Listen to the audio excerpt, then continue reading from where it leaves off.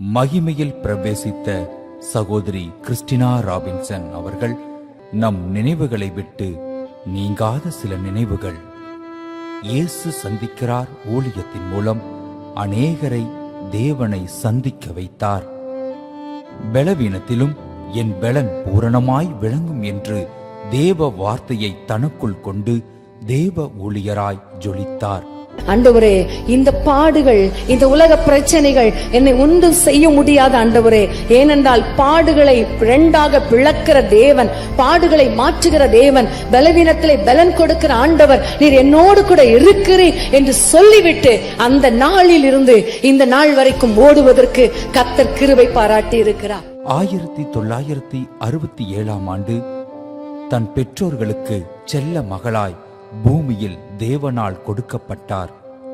5 வயது முதல் தன் இருதயத்தின் பலவீனத்தின் நிமித்தம் பல பாடுகள் பட்டார். போராட்ட சூழ்நிலையில் மத்தியிலும் பெற்றோர்களால் ஊழியத்திற்கு என்று ஒப்புக் கொடுக்கப்பட்டதின் மூலம் 1990 அக்டோபர் 1 சகோதரி கிறிஸ்டினாவிற்கு ஏற்ற வாழ்க்கை துணையை தேவன் அருளினார். அன்று அநேக தேவதாசன்கள் வாக்குத்தத்தமாய் தேவ வார்த்தையை கொண்டு வாழ்த்தினார்கள். அதில் அவள் உனக்கு மனைவிக்கு மனைவியாகவும் எல்லாவற்றிற்கும் எல்லாமாகவும் இருப்பாள் என்று அன்பின் அப்போஸ்தலர் டாக்டர் DGS தினகரன் அவர்கள் மூலம் தேவன் கொடுத்த வார்த்தை ஒன்றும் குறைவில்லாமல் முற்றிலுமாய் நிறைவேறியது. ஆசீர்வதித்த திருமண வாழ்விற்கு அடையாளமாக 1991 ஸ்டீவ் ராபின்சனையும் 94 ட்ரினிட்டா ராபின்சனையும் என 2 பிள்ளைகளையும் இத்தம்பதியர்களுக்கு தேவன் ஈவாய் அருளினார். அதே ஆண்டில்தான் சதையான இருதயம் இயல்பாய் துடிக்க போராடியது.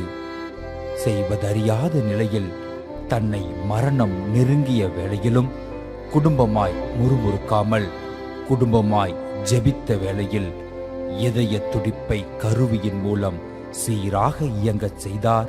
என்னுடைய வாழ்க்கையில 5 வயதுல எனக்கு ஓபன் ஹார்ட் சர்ஜரி பண்ணப்பட்டது. அதுக்கப்புறம் பாத்தீங்கன்னா என்னுடைய மகள் பிறந்து ஒரு 40 நாளிலேயே எனக்கு பேஸ்மேக்கர் வைக்கப்பட்டது. இன்றைக்கு வரைக்கும் பேஸ்மேக்கர் மூலமாக தான் நான் ஓடிக்கொண்டிருக்கிறேன். ஆரம்பத்தில் நான் முறுமுறுத்தது என்னவோ உண்மைதான்.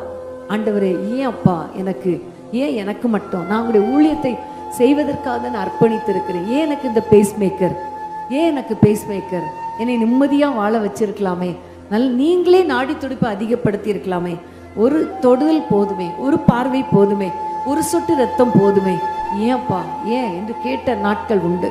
ஆனால் ஆண்டவர் என்னோடு கூட பேசி என்னை தைரியப்படுத்தின பிறகு நான் ஒவ்வொரு நாளும் பலவீனங்கள் வரும் பொழுது உமக்கு ஸ்தோத்திரம் ஏசப்பா, நீ மட்டும் நடத்துவீங்க, இனியும் நடத்துவீங்க என்று சொல்லி ஆண்டவருடைய சமூகத்தில் நான் ஒப்பு கொடுப்பேன். ஆமேன்.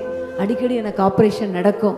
அப்போ என்னுடைய கணவர் அடிக்கடி சொல்லுவாங்க, ஆப்ரேஷன் தியேட்டருக்கு போகும்போது சிரிச்சிட்டு போகிற ஒரே பெண் நீயாக தான் இருப்பேன்னு நினைக்கிறேன். அந்த மாதிரி சிரித்து எல்லாருக்கும் பை சொல்லிட்டு அப்படி நான் போகும்போது எனக்கு ஸ்தோத்திரம் பண்ணிகிட்டே போவேன். ஏன்னா ஒன்று தெரியும், ஆண்டவர் என் மேலே ஜீவன் வைத்தார்னா எனக்கு இந்த ஆப்ரேஷனில் வெற்றியை கொடுப்பார். இல்லை, அவருடைய சன்னிதானத்துக்கு எடுத்துக்கொள்ளப்படணும்னா கர்த்தர் என்னை எடுத்துக்கொள்வார். அவ்வளவுதான், அதை தவிர வேற இல்லை. தன் ஊழியத்திற்கென்று சகோதரி கிறிஸ்டினாவை கருவியாய் இன்னும் அதிகமாய் பயன்படுத்தினார்.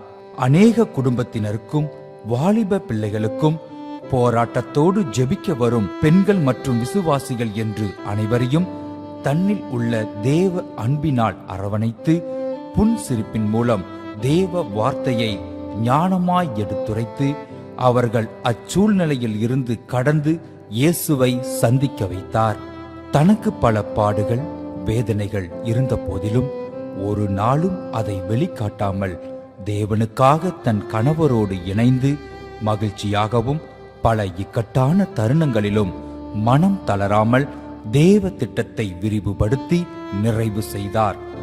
ஊழியம், குடும்பம், நிர்வாகம், உறவுகளின் மீது அக்கறை என்று தன்னை ஓய்வின்றி ஓடிக்கொண்டு இருந்த நிலையிலும் தன்னை வாழ வைத்த தெய்வத்திற்கு இன்னும் ஏதாவது செய்ய வேண்டுமென வைராக்கியம் கொண்டு என் நேசர் என்னோடு என் சத்துருக்கு முன் ஒரு பந்தி, என் எல்லாம் இயேசுவே, என் சுகவாழ்வு சீக்கிரத்தில் துளிர்க்கும், என் குடும்பம் நீர் பாய்ச்சலான தோட்டம் என்று எத்தனையோ நூல்களை தேவ திட்டத்தின்படி எழுதி பாடல்கள் மூலமாகவும் எங்களை தேற்றி வந்தீர்கள்.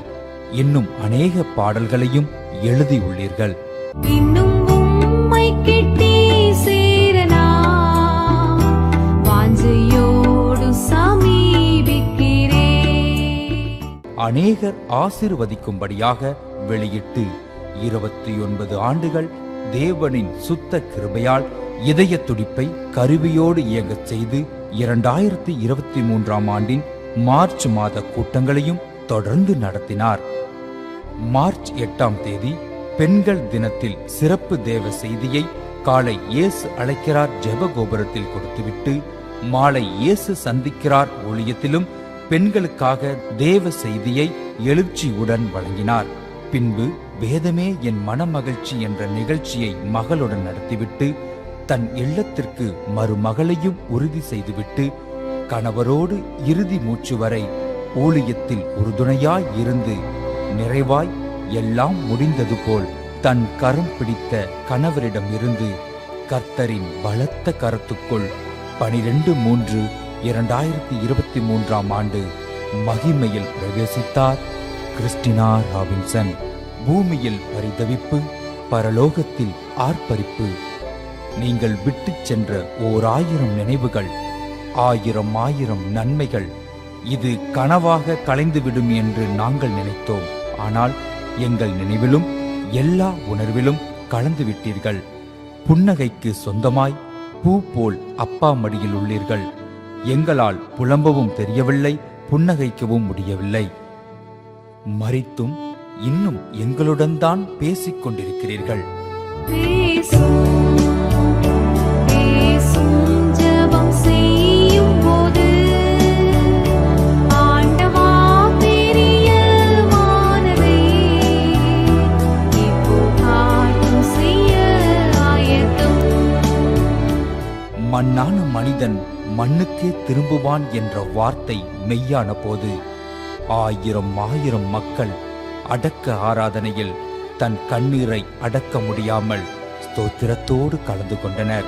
சமூக வலைதளங்கள் மூலமாகவும் பொதுமக்கள் யூடியூப் மூலமாகவும் தன் ஆறுதலை தொடர்ந்து எங்களுக்கு இன்று வரை தெரிவித்து வருகிறீர்கள்.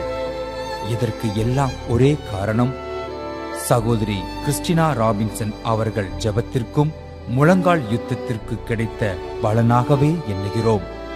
அநேக சாட்சிகள் இயேசு சந்திக்கிறார் ஊழியத்தின் மூலம் எழும்பியுள்ளார்கள்.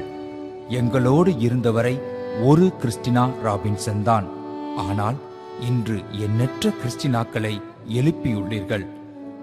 உங்கள் இழப்பின் மூலம் நீங்கள் எவ்வளவு வேதனை பாடுகள் மத்தியிலும் மகிமையான ஊழியத்தை சாதனையாக செய்தீர்கள் என்று நினைத்து பல பெண்களை எழுச்சியுடன் எழும்ப செய்தீர்கள். உலகம் எவ்வளவு முயற்சித்தும் ஆண்டவர் திட்டத்தை மாற்ற முடியாது. காலங்கள் எவ்வளவு மாறினாலும் உங்கள் நினைவுகளை நாங்கள் மறக்க முடியாது. எஞ்சிய ஆண்டுகள் எங்களுடன் தான் இருப்பீர்கள் என்று நாங்கள் கெஞ்சிய போது தரணியில் நிரந்தரமில்லை என்று சங்கீதக்காரன் 116:15 பாடியபடி கர்த்தருடைய பரிசுத்தவான்களின் மரணம் அவர் பார்வைக்கு அருமையானது என்பது போல இயேசு அவளை நோக்கி, நானே உயிர்த்தெழுதலும் ஜீவனுமாயிருக்கிறேன், என்னை விசுவாசிக்கிறவன் மரித்தாலும் பிழைப்பான் என்று யோவான் 11:25 கூறியிருக்கிறார். மத்தேயு 11:28 படி, வருத்தப்பட்டு பாரம் சுமக்கிறவர்களே, நீங்கள் எல்லாரும் என்னிடத்தில் வாருங்கள், நான் உங்களுக்கு இளைப்பாறுதலை தருவேன் என்று நீங்கள் இளைப்பாறுகிறீர்கள்.